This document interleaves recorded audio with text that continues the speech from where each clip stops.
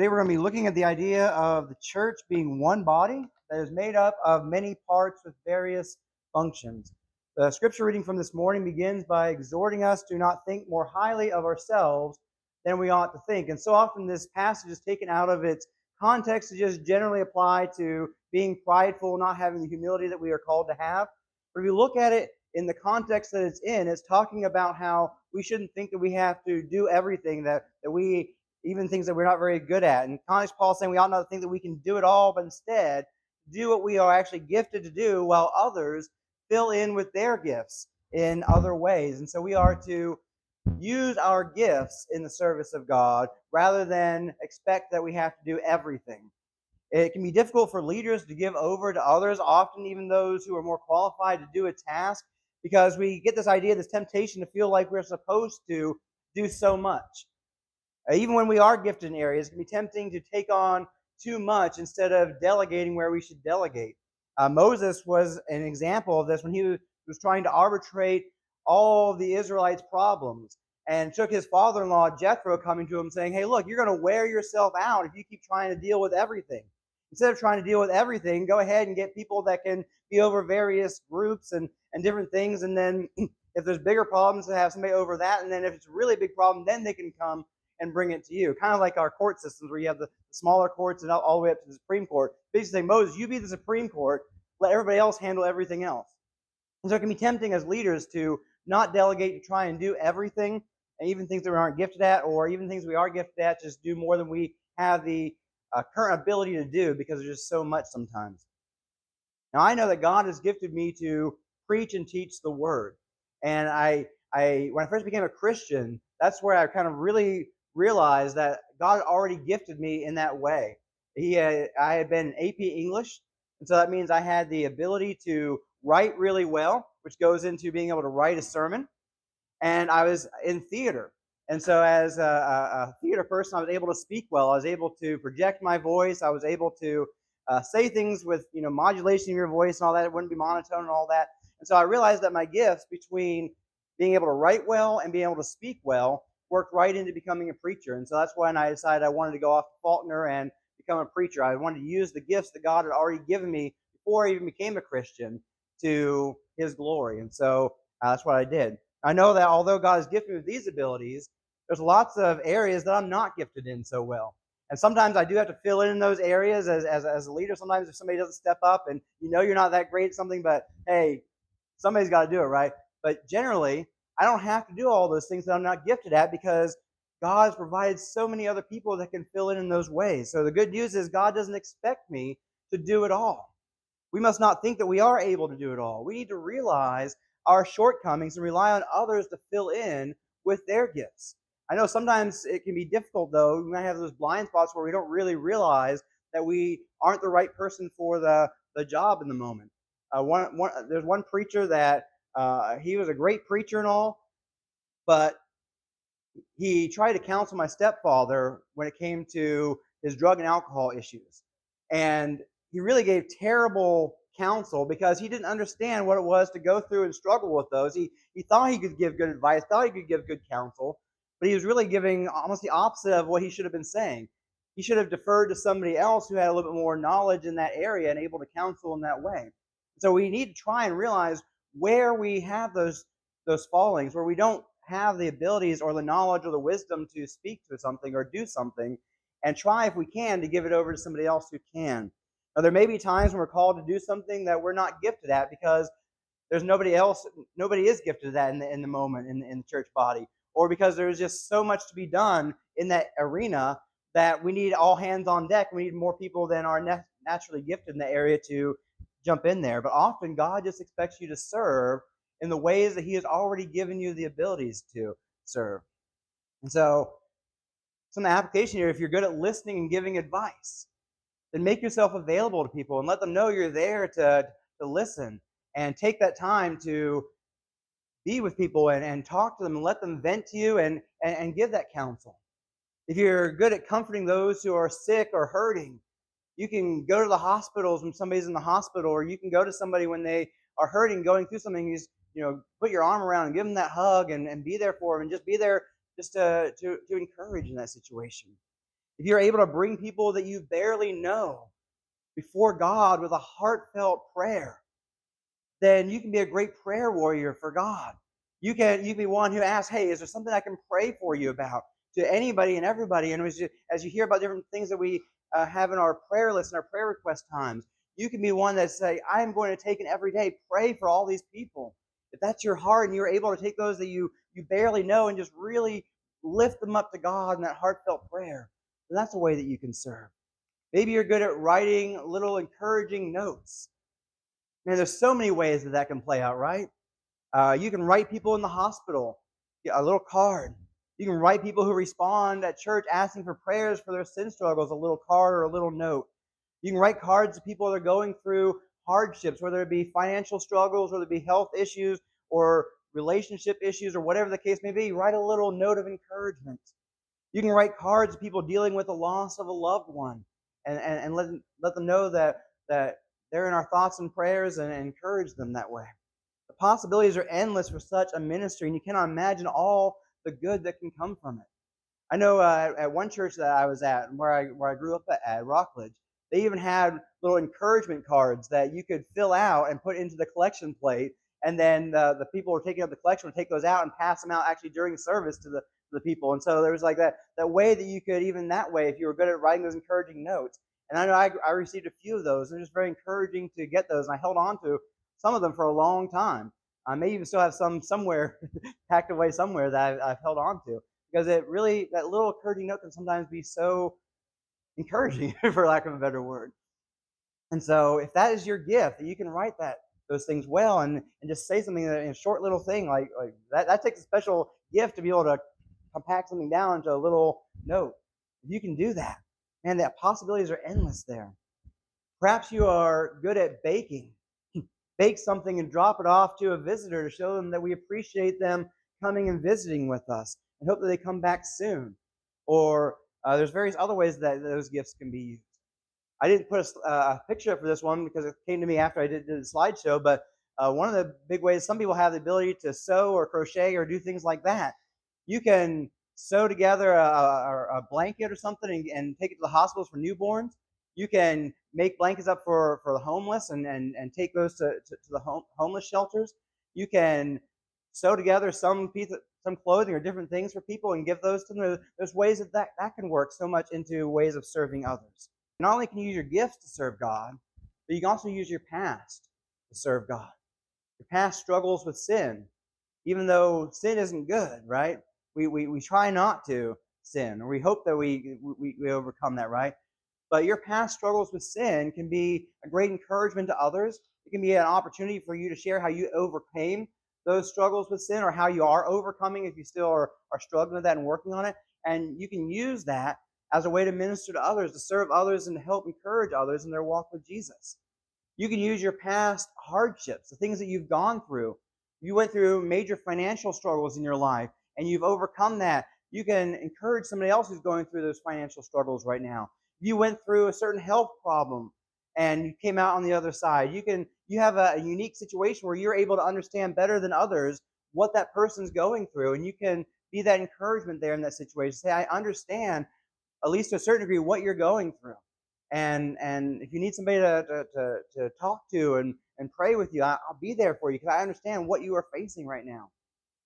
There's so many ways that God can use your past as well as opportunities for service to minister to others.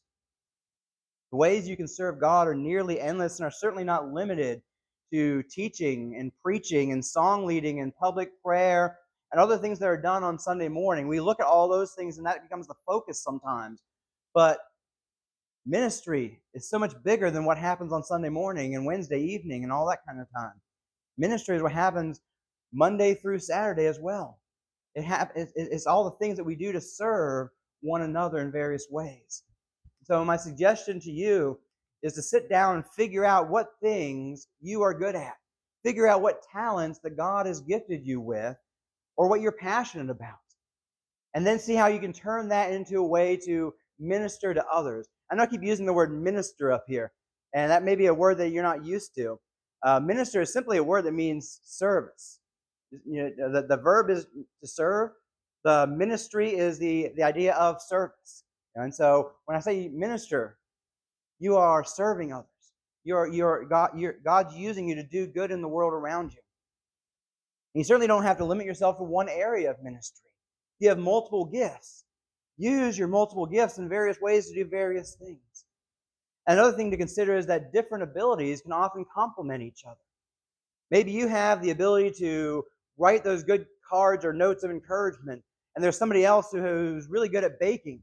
Well, you can get together, you can write the note of encouragement, and they can bake some delicious baked goods. You can take that to somebody who's in the hospital, or you can take that to a visitor, or take that to somebody who's struggling in life right now. And oftentimes you have people who will get together and take food to somebody who's going through a hard time, or just moved to an area, or something's going on like that. Outreach is another area where we can work together very well, leading people to know Jesus. One person may be good at bringing people, while another is good at teaching when that first person isn't really that good at teaching. The one person is good at bringing, invite, say, come, talk to this person. They want to tell you about Jesus, or come to church. And then at that point, we can take over those who can teach and actually teach the person about Jesus and what they need to do to follow him. Andrew simply brought his brother to Jesus, and then Jesus taught him what he needed to know. You don't have to do all the work in converting someone to knowing and following Jesus. Even Paul, who was certainly able to do it all, had help. He said, I planted, Apollos watered, and of course God was the one that caused the growth. You see, it was Paul working along with Apollos.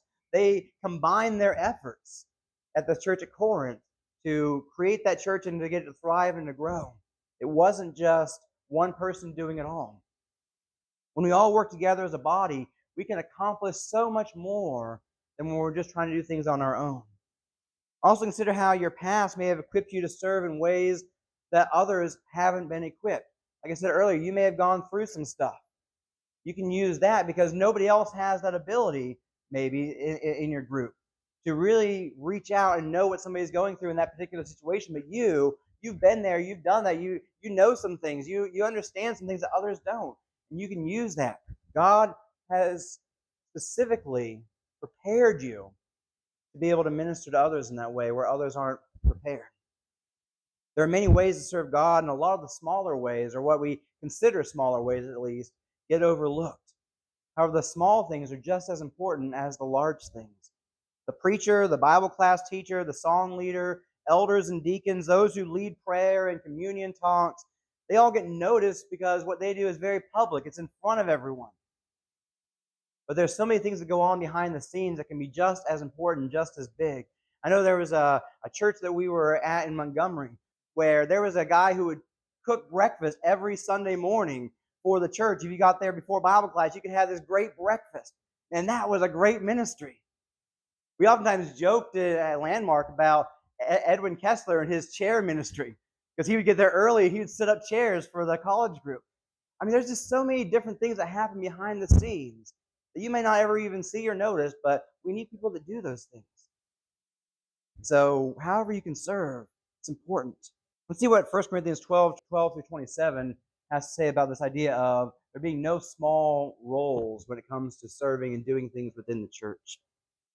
It says, for just as the body is one and has many members, and all the members of the body, though many, are one body, so it is with Christ. For in one Spirit we were all baptized into one body, Jews or Greeks, slaves or free, and all were made to drink of one Spirit. For the body does not consist of one member, but of many. If the foot should say, because I am not a hand, I do not belong to the body, that would not make it any less a part of the body. And if the ear should say, because I am not an eye, I do not belong to the body, that would not make it any less a part of the body. If the whole body were an eye, where would be the sense of hearing? If the whole body were an ear, where would be the sense of smell? But as it is, God arranged the members in the body, each one of them as he chose. If all were a single member, where would the body be? As it is, there are many parts, yet one body. The eye cannot say to the hand, I have no need of you, nor again the head to the feet, I have no need of you. On the contrary, the parts of the body that seem to be weaker are indispensable. And on those parts of the body that we think less honorable, we bestow the greater honor. And our unpresentable parts are treated with greater modesty, which our more presentable parts do not require. But God has so composed the body, giving greater honor to the part that lacked it, that there may be no division in the body, but that the members may have the same care for one another. If one member suffers, all suffer together. If one member is honored, all rejoice together. Now you are the body of Christ, and individually members of it. Every member is important, and every contribution is important. We often do not realize how important something is until it's gone. Paul uses the analogy of the parts of the physical body to demonstrate this. Think about your big toe for a moment. How often do you really think about your toes, right? But if you didn't have your big toe, you'd have a big problem with balance, right? Because your big toe has a lot to do with how you can balance. We all have thumbs in our hands, and maybe we don't think about it so much, but if you didn't have thumbs, how easy would it be to grasp things, to hold things? You could do it, but it wouldn't be very easy, right? You need your thumbs to be able to properly grab a hold of something. Every part of your body is important to its functioning properly. If you take away one part of your body may very well survive, but it's not going to be as strong. And you're going to have to work to overcome the difficulties that come in with not having that part of your body anymore. Paul even says if the whole body were an eye, where would the sense of hearing be? And could you imagine if your whole body were even just a head? How silly that would be, right? How ridiculous would that be if you were just this big giant head? You wouldn't be able to move anywhere, right? You're just like this guy right here. So anyway, the same is true with the church. If we were all just preachers, where would the body be? If we were all just fill in the blank of just pick a role within the church, if we were all just that, where would the body be? There'd be a lot of things lacking, right? And so every member is important. Every contribution from every member is important.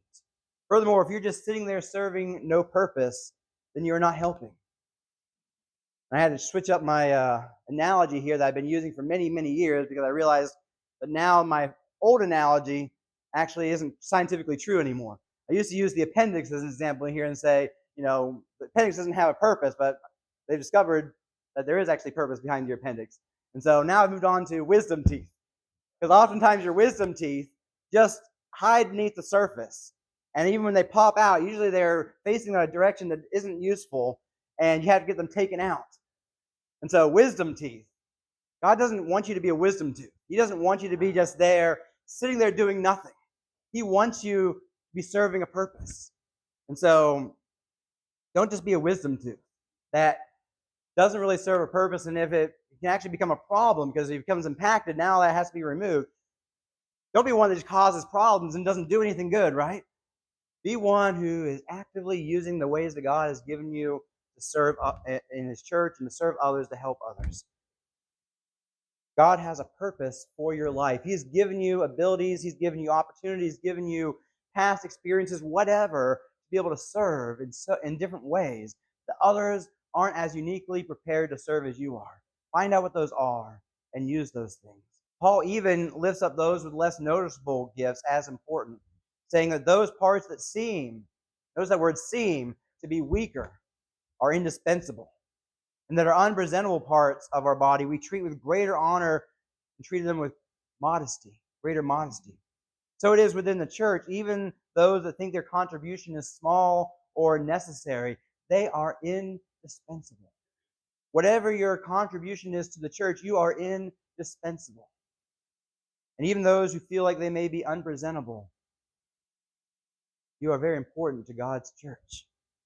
If you're waiting for God to offer you something larger, then you have the wrong attitude, because God expects you to use the talents He's given you right now to serve, no matter how small that may seem to you.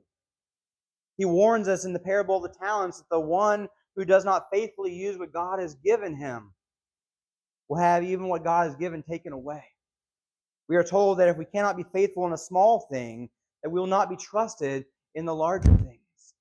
To use what God has given you currently, whatever that is, whether it's the gifts or whether it's your past or whatever it is, use what God has given you that can uniquely be used by you to serve in various ways. Use that right now And very much likely, God's going to give you other ways to serve in the future, other things that you can do, other gifts that you're going to realize over time, or other opportunities. So I encourage you to discover your talents. Discover how you can use those talents to serve God, no matter how small of a deed that may be, and then serve God and His church. I also want us to notice towards the end of that passage we just read, it talks about how we are to be together, helping one another as a body, serving one another. And it says here, if one member suffers, all suffer together. If one member is honored, all rejoice together. We need to take notice when someone is suffering and help them. Be there for them. I got this picture of the guy who's holding his foot like that because, if you stub your toe, how much of your body jumps into action, right? Your mouth is probably going to say something. Hopefully something not too bad, right? Your knee is going to raise up so that your hand can grab your foot and comfort that foot. How much of your body springs into action there, right? Over such a small thing happening to you. That's the way we ought to be as the body of Christ. When we see somebody who's going through something, whatever we can do in that moment, whether it's just talking to them, encouraging them, sending them an encouraging text saying, I'm thinking about you, is there any way I can help? Whether it's actually getting in there and doing something because there's something physically that we can do for that person, we ought to jump into action as best we can to serve. Even if it's just being there to encourage, even if it's just being there to listen. There's so many different things that we can do so easily. But sometimes we leave them undone for whatever reason. Maybe it's that we don't know what to do. Maybe it's that we're so busy with our own lives. Maybe it's that, fill in the blank, whatever excuse we put in there.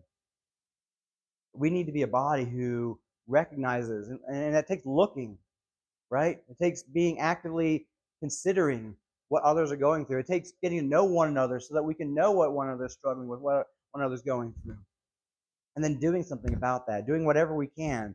Even if it's just asking, hey, what can I do? How can I be of service to you?